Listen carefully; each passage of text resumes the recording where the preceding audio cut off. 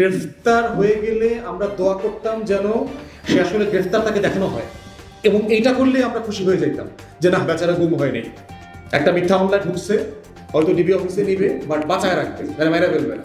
বাংলাদেশে আইন দিয়ে সমস্যার সমাধান করবার চেষ্টা করাটা সবসময় হয় আসলে, কিন্তু আমার কাছে মনে হয়েছে যে একটা জাতি সিম্পলি আইনের উপরে ভিত্তি করে তার আচরণকে সংশোধন করতে পারবে না কখনো। এটার জন্য দরকার হচ্ছে কালচার। সিভিলাইজেশন ডেভেলপ করে একটা কালচারাল সেন্সিবিলিটির জায়গায় ডেভেলপ করার মধ্য দিয়ে। আমাদের সমাজে কখনো আপনার স্কুলগুলোতে পার্টিকুলারলি কখনো শেখানো হয় নাই, বোঝানো হয় নাই যে পাবলিক স্পেসে কি বলা যাবে, কিভাবে বলা যাবে, কতটুকু বলা যাবে। আমি লন্ডনে স্কুলে কলেজে কাজ করেছি, সেইটা আমার জন্য মানে অনেক বড় আই ওপেনিং ছিল। ইংল্যান্ডে আমরা যারা লম্বা সময় ছিলাম, আমরা আসলে স্কুল কলেজ বিশ্ববিদ্যালয় থেকে খুব এমন বই পড়েছি যে এই বইগুলো কোনোদিন বাংলাদেশে পড়া যাইতো না, অথবা পড়ানো হয় না, এই ব্যাপারটা তা না। যেটা হয়, একটা সমাজ থেকে আসলে আমরা তার মূল্যবোধ শিখি, প্রতিদিনকার হাঁটা চলার ভদ্রতা, টিস্যু কোথায় ফেলা যাবে যাবে না, লাইন ধরতে হবে, তারপরে হচ্ছে যে কথার মানে সাউন্ড কতটুকু হবে। আমার মনে আছে যে আমরা যখন ক্যান্টিনে খেতে বসতাম, 15-20 জন আমাদের সাদা কলিগরা মিলে একই টেবিলে, পাশের টেবিলে বসে খাচ্ছে, প্রচুর হাসাহাসি করতে দেখতে পাচ্ছি, কিন্তু কোনো শব্দ শুনতে পাচ্ছি না, এবং পাশের টেবিলে কি কথা বলছে সেটাও শুনতে পাচ্ছি না। কিন্তু ওই ক্যান্টিনে যদি আমাদের এই মহাদেশের কোনো 2 জন ব্যক্তি একসাথে বসেন, ক্যান্টিনের পাশের রুম থেকেও শোনা যাবে যে নিশ্চয়ই বাদামি রঙের 2 ভদ্রলোক এখানে বসে চিৎকার চেঁচামেচি করছেন, অথচ তারা খুবই ইনোসেন্ট কনভারসেশন করছেন। কিন্তু আমাদের কখনো বলা হয়নি যে এটা করা যাবে না, আরো আস্তে কথা বলা যাবে।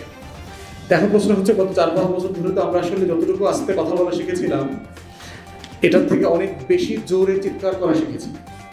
আমাদের ঘরের লোকজন আমাদেরকে বলে যে তুমি ক্রমান্বয়ে অভদ্র এবং রূঢ় আচরণ করতেছো, এবং একটা ফ্যাসিবাদ যে কিভাবে আমাদের চরিত্র বদলায় দেয়, সে আমাদেরকে ভদ্র করবার বদলে ক্রমান্বয়ে আমাদেরকে একটা অভদ্র জাতিতে পরিণত করে, সেটা আমরাই এটার এক্সাম্পল, একেবারে ভিভিড এক্সাম্পল। আমরা দেখতে পাচ্ছি এটা কিভাবে করছে। এই জন্য মনে হয় যে মেয়েদের সাথে চলাফেরা, আচরণের যেই ম্যাচুরিটিটা দরকার, এটা বাংলাদেশে বিভিন্ন কারণে নাই আসলে আমার কাছে মনে হয়েছে। একটা জায়গা হলো, ধরেন কো এডুকেশনের সাথে আমরা সবাই খুব পরিচিত না। আমরা অধিকাংশ ছেলেরা ধরেন বয়েজ স্কুলে পড়েছি, এবং সেটা বাবা মার খুব স্ট্রং যুক্তি ছিল, ছেলেরা নষ্ট হয়ে যাবে, অথবা মেয়েদেরকে গার্লস স্কুলে পড়ানো, মেয়েরা নষ্ট হয়ে যাবে। তো জয়েন্ট কো এডুকেশনে পড়ায় যে ভ্যালু শেখানোর একটা ব্যাপার আছে, এইটা আমি ফিল করি যে একটা সার্টেন টাইমে এই ভ্যালুগুলো শেখাইতে হবে। এবং কো এডুকেশনে না পড়বার কারণে আমরা দেখেছি বিশ্ববিদ্যালয়গুলোতে সবচেয়ে দুষ্ট কোনটা টাইপের ছেলেরা ছিল ক্যাডেট কলেজ থেকে আসা, এবং যারা বয়েজ কলেজে পড়ছে। যারা কো এডুকেশন থেকে আসছে তারা দেখতাম যে মেয়েদের সাথে আচরণে অনেক বেশি অভ্যস্ত আর কি, সেই তার নার্ভাস ব্রেকডাউন হয়। আমরা যারা বয়েজ স্কুলে পড়ছি, আমরা অন্য কাজে ব্যস্ত ছিলাম, আমরা হলাম সিম্পলি অ্যাভয়েড করতাম, কথা বলতে ভয় পাইতাম, কথা বলতাম না। কিন্তু যারা দুষ্টামিটা করতো তারা চরম দুষ্ট টাইপের ছেলে ছিল। তো সেই জায়গাতে আমার কাছে মনে হয়েছে যে ভ্যালু শেখানোর ক্ষেত্রে বয়েজ স্কুল, গার্লস স্কুল যে যেখানে পড়ুক, তাদেরকে একটা কোনো না কোনো ফোরামে এনে ভ্যালু শেখানোর এক্সপোজারটা দেওয়া দরকার, যেটা আমাদের নাই। যেটা ওয়েস্টার্ন স্কুল কলেজে আমরা দেখেছি, যেহেতু একদম ছোটবেলা থেকে 5, 6, 7 তারা ছেলেরা মেয়েরা একসাথে পড়ছে, এবং এই পড়ার মধ্য দিয়ে যে সংকটগুলো, যে জেন্ডার রিলেশনশিপের জায়গাগুলোতে যে চ্যালেঞ্জগুলো আসে, এগুলো তারা আবার অ্যাড্রেস করে। ওখানে থেরাপিস্ট আছে, ওখানে সাইকিয়াট্রিস্ট আছে, ওখানে নার্স আছে, ওখানে স্পেশাল নিডের টিচার আছে স্কুলগুলোতে, এবং তারা এটা ড্রিল করে যে মেয়ের সাথে কীভাবে কথা বলতে হবে, অথবা ছেলের সাথে কী কথা বলা যাবে, কী বলা যাবে, কী বলা যাবে না, এই ভ্যালু সিস্টেমটা ডেভেলপ করে, এবং এটাই পরবর্তীতে সোসাইটিতে আপনার রিফ্লেক্টেড হয়। তা আমার কাছে মনে হয়েছে আসলে সব কিছু আইন দিয়ে কাভার করতে গেলে, যেহেতু আমাদের জুডিশিয়ারি এবং ইনস্টিটিউশন খুব দুর্বল, এটা যেটা হবে যেটা আরেকটা জুলুমের হাতিয়ার হবে, কাউকে হেনস্থা করতে হবে। ধরেন একটা প্রাইভেট রিলেশনশিপকে পাবলিক করে ওইটার ভিত্তিতে আরেকজনের রাজনৈতিক কেরিয়ার খেয়ে দেওয়ার ধান্দা করবে। ভাই, প্রাইভেট রিলেশনশিপ এই ব্যক্তি অথবা ওই মহিলার হাসরের ময়দান কায়েম করে নেই তো আমরা, তার বেহেশত দিবেন না দুজক দিবেন, এই আলোচনা তো আমরা এখনো শুরু করি না, এই এখতিয়ার তো আমার নাই। তাহলে ওই আলোচনাটা অনলাইনে কেন দিলেন, ওই ফোন কনভারসেশনটা কেন দিলেন, এবং ওটা দিয়ে কি বোঝাইতে চাচ্ছেন? তার রাজনীতি করবার অধিকার নাই, তার রাজনীতিতে সে সুইটেবল না, ওইটা বলার চেষ্টা করছেন। ধরেন সে বেশ্যা, ধরেন ওই লোকটা একটা স্কোর টাইপের ছেলে, খুব ভালো বাজে ছেলে, কিন্তু একটা বেশ্যার কি রাজনৈতিক কর্মী হওয়ার অধিকার নাই? সে কি বাংলাদেশ রাষ্ট্রের নাগরিক না? সে ডাইরেক্টলি ইনডাইরেক্টলি এই রাষ্ট্রকে ট্যাক্স ভ্যাট দেয় না? অতএব তার কি পলিটিক্যাল সে থাকতে পারবে না? তো সেই জায়গাতে আপনি কি কোন জায়গাটা কোন এভিডেন্সটা কোন মামলায় দেবেন সেটাও তো দিতে পারছেন না। তো সেই জায়গায় আমরা বোধ করছি যে নাগরিক সিভিলিটির জায়গাগুলোতে সোসাইটিতে যথেষ্ট ঘাটতি আছে এবং এই রিলেশনশিপগুলো আমাদেরকে নতুন করে মানে মানে এঙ্গেজ হইতে হবে।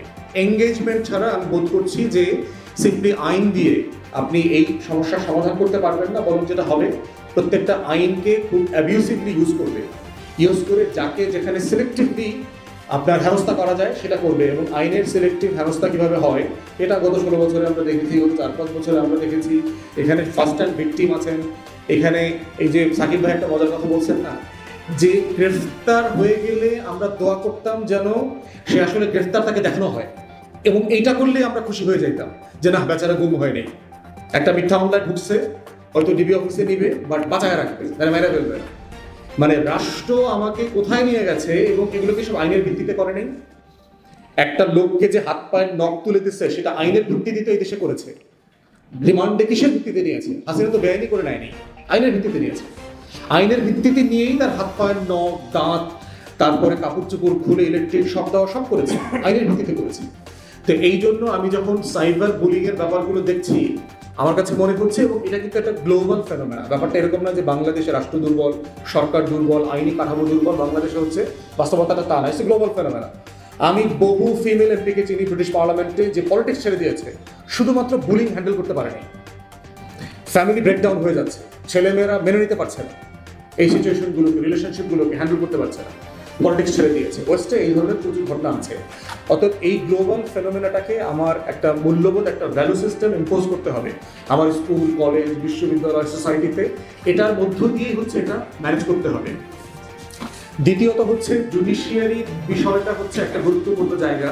যেহেতু আইনের রেফারেন্সের কথা বারবার বলা হচ্ছে যে এইটা পরিষ্কার করা হয় নাই, এইটা পরিষ্কার করা হয় নাই, দুনিয়ার কোনো আইনে লেখা প্রত্যেকটা শব্দ পরিষ্কার করা হয় না, করা সম্ভব না, প্র্যাকটিক্যাল না। তাহলে এটা হয়টা কি? পথ চলতে চলতে যেটা হয়, একটা ফেয়ারনেস এবং জাস্টিসের আইডিয়া ইনস্টল করা থাকলে সোসাইটিতে, ইনস্টিটিউশনের ভিতরে, সে প্রত্যেক দিন ওই ফ্রেমের ভিতরে এটা ইনস্টল করে যে এই আইন দিয়ে আসলে কি আমি জুলুম করছি? এটা তো একটা ইনস্ট্রুমেন্ট। এই যে সাইবার অধ্যাদেশ করা হচ্ছে, এটা তো ইটসেলফ একটা জাস্টিস না, এটা একটা ইনস্ট্রুমেন্ট টু প্রোভাইড জাস্টিস। তো জাজ এবং জুডিশিয়ারি প্রতিদিন যেটা করে পশ্চিমের ইনস্টিটিউশনগুলোতে, সেটা হচ্ছে এই ইনস্ট্রুমেন্টটাকে সে জাস্টিসের জন্য ডিসপেন্স করে, ইউজ করে, এবং সরকারকে সে বারবার মনে করিয়ে দেয় যে এই শব্দটা ডিফাইন করা দরকার, এই শব্দটা ঠিক হয়নি, এই শব্দ দ্বারা তোমরা যা বোঝাচ্ছ জাস্টিস সেটা বোঝে না, ইনসাফ এটা বোঝে না। তো এই জন্য সময়ের সাথে সাথে হচ্ছে আইনগুলো অ্যাপ্লিকেশনে গিয়ে এইটা পরিষ্কার হয়। এটা হাইপোথেটিকলি পরিষ্কার করা যায় না, কারণ মানুষের জীবন নাটকের থেকে নাটকীয়। এটা প্রত্যেক দিন এক একজনের জীবন এক একভাবে আসবে। তখন জাজকে বসে বেঞ্চে চিন্তা করতে হবে যে এটার মাধ্যমে ইনসাফটা আমি কীভাবে কায়েম করবো। এই জন্য হচ্ছে একটা সিম্পল ক্লোজ করে দেওয়া দরকার যে এই আইনের প্রভিশনের মধ্য দিয়ে কারো ফান্ডামেন্টাল রাইটস যেন ব্রিচ না হয়, কারো প্রতি বেআইনি, আনজাস্ট, আনফেয়ার কোনো আচরণ যেন রাষ্ট্র চাপিয়ে না দেয়। এরকম সিম্পল একটা ক্লোজ দিয়ে দিতে হবে। তখন যেটা হবে, বাকি যত কিছুর এক্সপ্লেনেশন, ইন্টারপ্রিটেশন আপনারা এক্সপেক্ট করছেন, যেটা ফিজিবিলি দেওয়া সম্ভব।